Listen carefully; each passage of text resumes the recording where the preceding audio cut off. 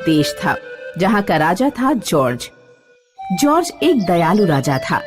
उसके राज्य में प्रजा खुश थी और लोग समृद्ध थे। राजा का एक बेटा था, पाइपर। राजा अब बूढ़ा हो चला था, इसलिए पाइपर जल्द ही वेटलैंड देश का उत्तराधिकारी बनने वाला था। पाइपर युवा, सुंदर, बुद्धिमान और अचूक निशानेबाज था। वेटलैंड के पड़ोसी राज्य एंथा का डरपोक राजा मैगन चाहता था कि उसकी बेटी लीजा की शादी पाइपर से हो जाए, इसलिए वो अक्सर किसी न किसी बहाने लीजा को पाइपर के पास भेज दिया करता था। लीजा, जरा हमारे राज्य के मीठे आम राजा जॉर्ज के दरबार में ले जाओ। इसी बहाने पाइपर से तुम्हारी मुलाकात हो जाएगी। पाइपर को अपने वश में करके रखो। एक बार तुम्हारा उससे विवाह हो जाए, फिर हमारा राज्य खूंखार वुल्फ किंग से सुरक्षित है। चिंता न करें पिताजी, पाइपर पूरी तरह से मेरी सुंदरता के वश में है। वो दिया लेकर भी ढूंढने निकलेगा तो भी मुझ जैसी सुंदर राजकुमारी नहीं मिलेगी। लीजा आम लेकर राजा जॉर्ज के महल पहुंची। हाय पाइपर, देखो मैं तुम्हारे लिए क्या लेकर आई हूँ। ओहो आम, मुझे आम बहुत पसंद है।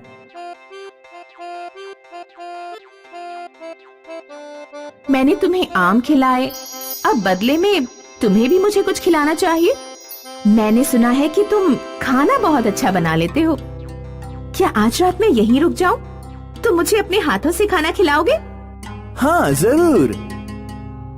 राजा जॉर्ज के महल में एक दुर्लभ पेड़ पौधों का गार्डन था, जहाँ कहीं न मिलने वाली जड़ी बूटियों के पौधे लगे हुए थे। जब पाइपर लीजा के लिए खाना बना रहा था तो गार्डन में एक चोर घुस आया और कुछ पौधे चुराकर भागने लगा। कोई भी सिपाही चोर को पकड़ नहीं पाया। राजकुमार, इस समय आपको तंग करने के लिए माफी चाहता हूँ, पर हमारे गार्डन में एक चोर घुस आया है। वो कुछ पौधे चुराकर जंगल में ऊंची पहाड़ी की ओर भागा है। कोई सिपाही उसे रोक नहीं पाया। पाइपर ने तुरंत तीर कमान उठाया और घोड़ा लेकर जंगल की ओर गया। पाइपर का तेज रफ्तार घोड़ा जल्द ही चोर के पास पहुंच गया। पाइपर ने 1 किलोमीटर की दूरी से तीर मारकर चोर को गिरा दिया। इतने सालों में आज तक कोई हमारे महल की सुरक्षा को भेद नहीं पाया। कौन हो तुम? अपना नकाब हटाओ। माफी चाहती हूँ राजकुमार, मेरा नाम पेरिस है। मैं पहाड़ी के उस पार रहती हूँ। मेरे पिता एक छोटी सी सियासत मार्चलैंड के राजा हैं और इस समय बीमार हैं। हमारे डॉक्टर ने बताया कि पिताजी एम्बिलिया नाम के एक पौधे से ठीक हो सकते हैं और वो पौधा सिर्फ आपके गार्डन में था। उसे ही चुराकर मैं भाग रही थी। लेकिन चुराकर क्यों? तुम हमारे पिताजी से मिल सकती थी, वो तुम्हारी मदद जरूर करते। मैं चोरी नहीं करना चाहती थी। मैंने मिलने का समय मांगा था, लेकिन आपके मंत्री ने बताया कि इस समय आपके पिता राज्य से बाहर हैं और उनसे कोई भी बात करने के लिए 1 महीने का इंतजार करना पड़ेगा। अपने पिताजी की तबीयत देखते हुए मैं इंतजार नहीं कर सकती थी। पाइपर पेरिस की बहादुरी और सुंदरता देखकर हैरान था। उसने पेरिस की पीठ से तीर निकाला और खुद उसको उसकी रियासत तक छोड़ने गया। पेरिस और पाइपर में अच्छी दोस्ती हो गई। वे दोनों अक्सर मिलते और ऊंची खड़ी पहाड़ी पर साथ साथ चढ़ने की कोशिश करते। ये एक बार फिर मैं तुमसे पहले चढ़ गई। हर बार तुम ही जीतती हो। तुम खड़ी चट्टान पर इतनी तेजी से कैसे चढ़ जाती हो? मेरा बचपन पहाड़ियों के बीच ही बीता है, इसलिए ऊंचे ऊंचे पहाड़ों और चट्टानों पर चढ़ने का मुझे अभ्यास है। लीजा जब पाइपर और पेरिस को साथ साथ घूमते, हंसते और बातें करते देखती तो उसके बदन में आग लग जाती। एक दिन लीजा के पिता ने लीजा से कहा, बेटी, मुझे लग रहा है कि राजकुमार पाइपर तुम्हारे हाथ से निकलता जा रहा है। राजकुमार को उस गरीब पेरिस से प्रेम हो गया है। तुम जल्दी से कुछ करो ताकि वो दोनों अलग हो जाएं। आप चिंता न करें पिताजी, पेरिस का वो हाल करूंगी कि राजकुमार उसे पहचान भी नहीं पाएगा। लीजा के राज्य में काला जादू करने वाली एक जादूगरनी हेडन रहती थी।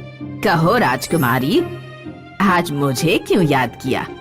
क्या तुम एक जवान और खूबसूरत इंसान को बूढ़ा बना सकती हो? क्यों नहीं, पर रकम थोड़ी ज्यादा लगेगी। उसकी चिंता मत करो, तुम जितना मांगोगी उतना मिलेगा। जादूगरनी ने लीजा को एक आम दिया। इस आम को किसी तरह उस व्यक्ति को खिलाना होगा जिसे आप बूढ़ा बनाना चाहती हैं।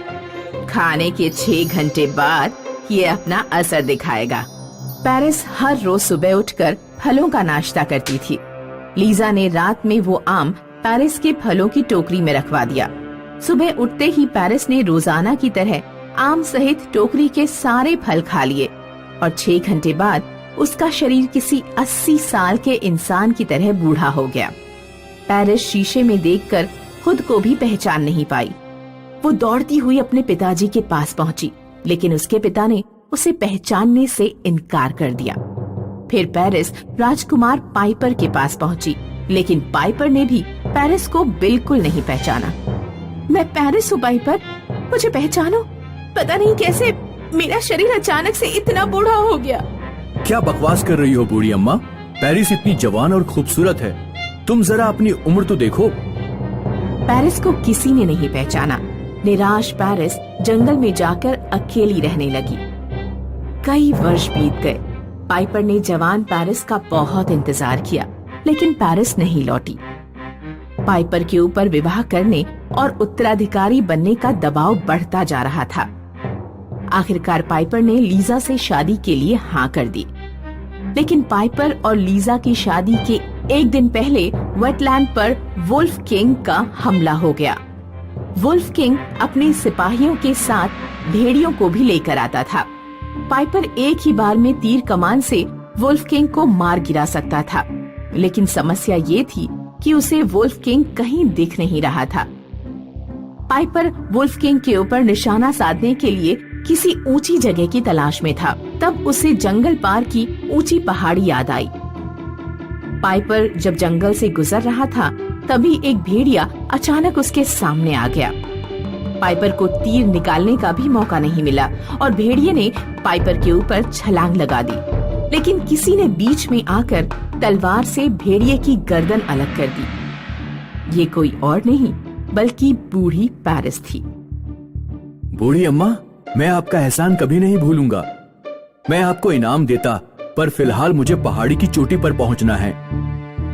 पाइपर खड़ी चट्टान पर बार बार चढ़ने की कोशिश करता, लेकिन चढ़ नहीं पाता। पेरिस ये सब देख रही थी। वो पाइपर से बोली, तुम अपना तीर कमान मुझे दो, मैं कोशिश करती हूँ।